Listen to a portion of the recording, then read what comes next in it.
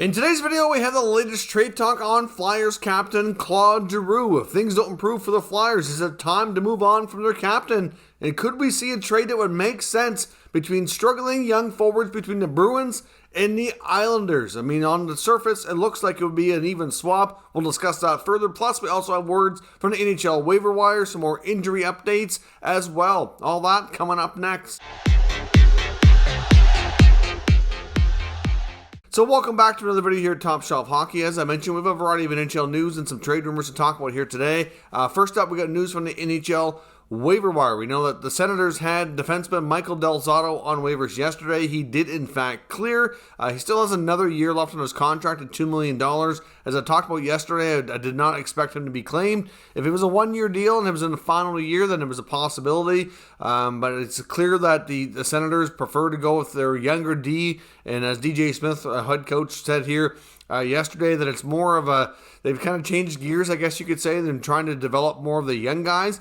And to be honest, I think that's essentially because a lot of their veterans that they've brought in as those leaders and insulators, they just kind of suck, to be honest. Del Zotto is okay offensively, but not great, well-rounded defenseman. I have no clue why they give him this kind of contract, and they already are regretting it after only playing a measly 10 games. So he clears.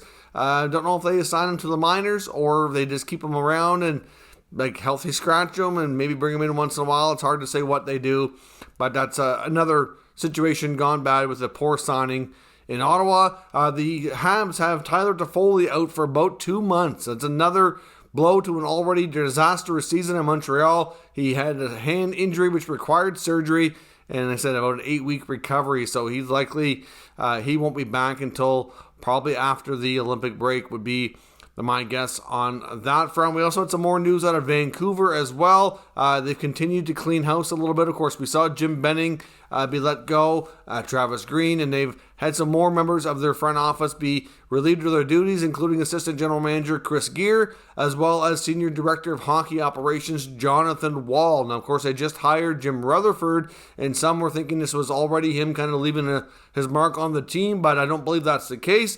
I believe Rutherford hasn't even really fully met and interviewed with anybody yet in the front office. This is likely another decision made by the Aquilinis at the ownership level would be what we're kind of hearing that was already in the works before Rutherford was even officially hired. So we'll see what other moves Rutherford decides to make with this team once he gets fully acclimated. I believe he's meeting with the media on Monday to be officially introduced. Another injury update when it comes to the Dallas Stars and goaltender Ben Bishop. He's been on long-term injury reserve for some time, battling a variety of lower body injuries, mostly a knee problem. Bishop went down to the minors on an assignment for conditioning, hoping to be recalled and resume his career.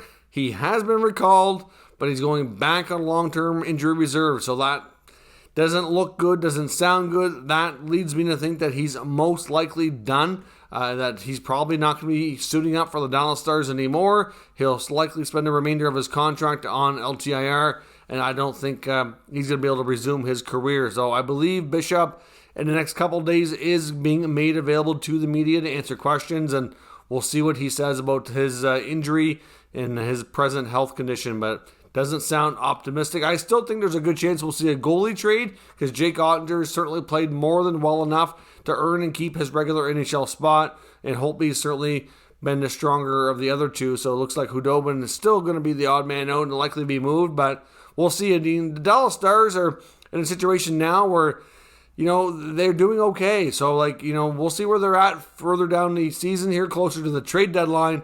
But I would think there's a possibility some other guys could get moved out here as well, depending on how they're doing, if they're heading towards the playoffs or not, or we'll see where things that stand in that regard. Now, another item I want to touch on as well is the comments from John Tortorella, who's currently working with ESPN since he's not coaching at the moment. Of course, we saw the insane goal not long ago from the Anaheim Ducks with Trevor Zegras flipping the puck over the net, Sonny Milano batting it in. So we know that it looked like Zegras was going for like a Michigan-style goal. Apparently Milano even yelled Michigan as well, getting him to try it. And instead, he flipped it over the net since that wasn't available. And they created this insane play, highly skilled play, and it worked out. Scored a beautiful goal. I don't think there's going to be too much you can touch that for being the goal of the year. absolutely crazy. And then Tortorella on ESPN made some comments as he was asked about it, and he said he didn't think it was good for the game. He said if you would have tried that back in the 90s or even in the early 2000s, you would have got your head ripped off. And just making a lot of comments, totally downgrading it, basically saying that it's not good for the game. He also said that he felt that the NHL would lose fans over this. So I don't understand these comments at all. It makes himself sound like a dinosaur. Tortorella, I don't get where you're coming from on this at all. I honestly think that if you really think this is bad for the game, and you really think that the NHL is going to lose fans over a highly skilled play like that being completed successfully, then you're absolutely insane. This is not the 90s anymore, so it doesn't really matter what players back then would have thought, because that's a different era, it's a different time. All kinds of things are embraced now. Hockey culture does need to change, and it has to be embraced, and as the game evolves, you have to evolve with it. It's just that simple. To be honest, I think comments like this are bad for the game, and you're likely causing more potential fan loss with these comments instead of the actual play itself that you're commenting about. So I don't understand why ESPN even wants to have him on their panel if he's going to be making comments like this. I mean, clearly, it's a situation where I guess sometimes there's no such thing as bad publicity. You open your mouth and you say something ridiculous like this, and here we are talking about it. So I guess ESPN gets their way and are creating some talking points, which essentially, like I said, is not really bad for their publicity and bad for their product that they're putting out here with the new contract with the NHL. But to me, John Tortorella has completely lost touch, and I completely disagree here with his comments, and I don't understand why he feels that way. But at the same time, I can understand that a lot of these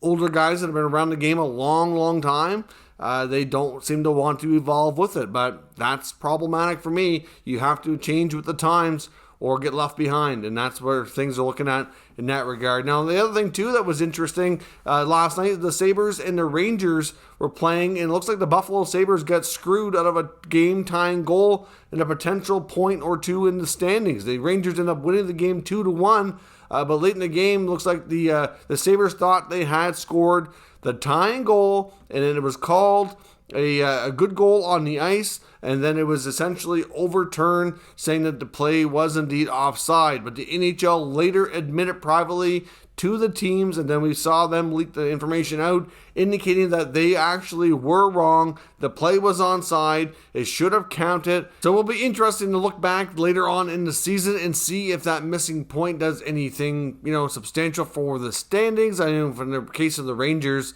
obviously getting the extra point, which they could have possibly won anyways, right? You can't say for sure the one team or the other would have won. It would have tied the game, sent it to overtime. If anything, I think we can fairly say that Buffalo should have had a point and didn't get a point, whereas the Rangers could have ended up with two anyway, so it may not really make a difference. But we'll see later on when the season's over if it made any difference or not. In the interim, though, it'd really be nice for the NHL to get that right so they don't have that kind of a situation. Now, on to some trade talk here. There is a lot of talk that potentially, if the Flyers continue on the path that they're certainly not on track to be a playoff team. Could Captain Claude Giroux be one of the bigger moves at the NHL trade deadline? He's a pending unrestricted free agent. It makes sense that the Flyers need to make some fairly substantial changes to shake things up going into next year and beyond.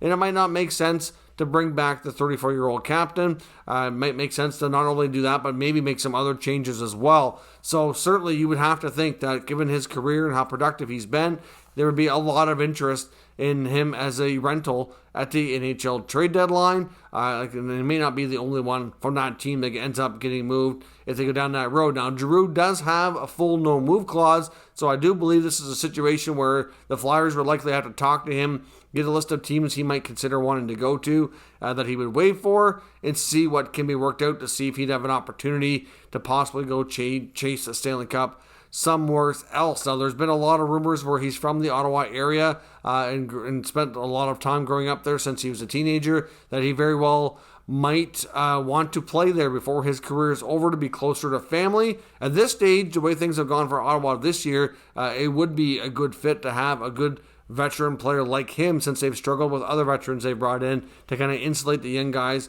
be a good leader and kind of teach them how to win and be just a good, guy they can draw off of from all his experience. But that wouldn't make sense for them to make a trade for him this year. Certainly at this point, where they are in the standings, it just doesn't make sense at all. But could they consider signing him as a free agent next offseason? That's certainly a real possibility. Like I said, there are multiple sources from different Ottawa connections indicating that that's something that they probably would be interested in and he would have interest in as well. So we'll have to see where that goes. But in the interim, before we get there, I think being a rental on a playoff team would make a ton of sense for Giroux. Who could it be? Maybe the Avalanche. I know the Avalanche are a team that's, probably just a piece or two missing from really being over the top to being the cup contending favorites, I think. I mean, they will be in the conversation for sure, but based on how their last few playoffs have gone, it wouldn't be surprising to see them add, and there could be others as well. So we'll see where that goes, but Giroux certainly likely going to be a factor here at the deadline,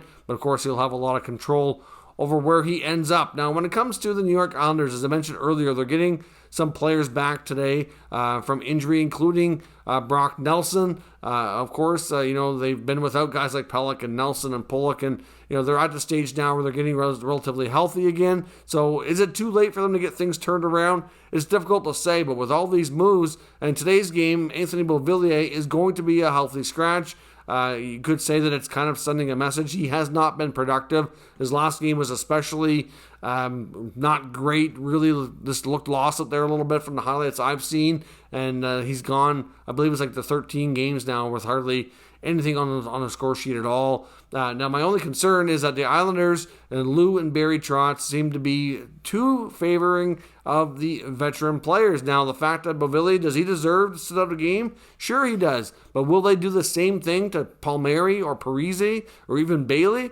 It's doubtful. I mean, I'd like to see them follow this up and sending a message with another veteran player who's also not hauling his weight and not getting the job done up there the same way that the youngster is. They just seem to really have a hard time letting their young players develop and get the proper ice time to really become the stars that they were projected to be. I know Dobson, for example, on the blue line, Trotz has been extremely hesitant with him. He's getting a little bit more of a chance this year, largely out of necessity and injuries and COVID issues and all those things that they've run into. But it's something that they need to start building in more youth into this team. I think it's a large part of their problem is that they're getting old. They're one of the older teams in the league. They're slowing down. And even though they've had back-to-back playoff runs, and I really thought they would be able to take it a step further this year. I thought they'd be a serious cup contender, not a basement dweller, but certainly the way things are looking right now, you have to think that Lou's going to pull the trigger on a deal to try to salvage the season. You could even likely say it's probably already too late, but given where things are at, there are many media out there, including Arthur Staple, who does cover the Islanders for The Athletic, actually going to be changing over and mostly focusing on the Rangers. But one of his last Islander stories talking about this is, will Lou make a big move before they feel it's too late on their side of it? And trading Beauvillier certainly is a possibility, and you have to wonder if they could turn to Eastern Conference team like the Boston Bruins, who have a player in Jake DeBrusk. They were drafted the same year in 2015, both first-round picks. They have similar experience, similar age. Obviously, Beauvillier did make the NHL a little bit quicker, so he will be, having a little bit more games played on his record right now. But at the same time, you can look at DeBrusk and say he's been slightly more productive from a goals for and points perspective over his NHL career so far since entering the NHL. DeBrusk has scored at a slightly higher rate. Beauvillier, has probably a little bit more experience, but at the end of the day, I think maybe a swap of the two young forwards might be as close as you're going to get in this league as possibly being a one-for-one deal, and it might be something that both these teams should consider. Now, both these players are being mentioned separately as, in trade rumors that they could be moved. There's no linkage right now suggesting these two teams are talking. This is just me connecting the dots, suggesting that it might make sense for both of these teams to talk about each of these players. After the Beauvillier healthy scratch was announced today, there was some talk of a guy like Arthur Staple, like I said, talking about the possibility of him being moved. Doesn't say that he has intel to suggest that they're working on that, but he says if they're going to, he could be the young forward that they have to move to either bring back another young forward who might be able to score at a higher rate, or bring back that top four defenseman that they also desperately need. It's hard to say which route they would go down, But right now, like, the team struggles to score, but they also struggle to move the puck from the back end. They could use both, and it's not going to be easy in one trade to pull both of those things off. So it'll be hard to say what they do, but either way, it could make a lot of sense for these two teams, like I said, the Islanders and Bruins, to get together and make a swap. The Bruins are certainly having an okay season so far, but they've had their struggles too, and by this point, they're looking like they might have to be a wildcard team to possibly make the playoffs in the Atlantic Division, with teams like the Lightning and the Leafs and the Panthers so far all ahead of them, and I can see them doing something as well to try to make sure that they, get into the playoffs and try to climb up as high as they can. So this might make a lot of sense for Lou and Don Sweeney to have a conversation about. So let me know your thoughts down below in the comments. We'll discuss further. If you're new to this channel, make sure you subscribe and stick around. We'll keep you up to date with all the latest news, rumors, and analysis on all 32 NHL teams. Thank you for watching, and I'll catch you next time.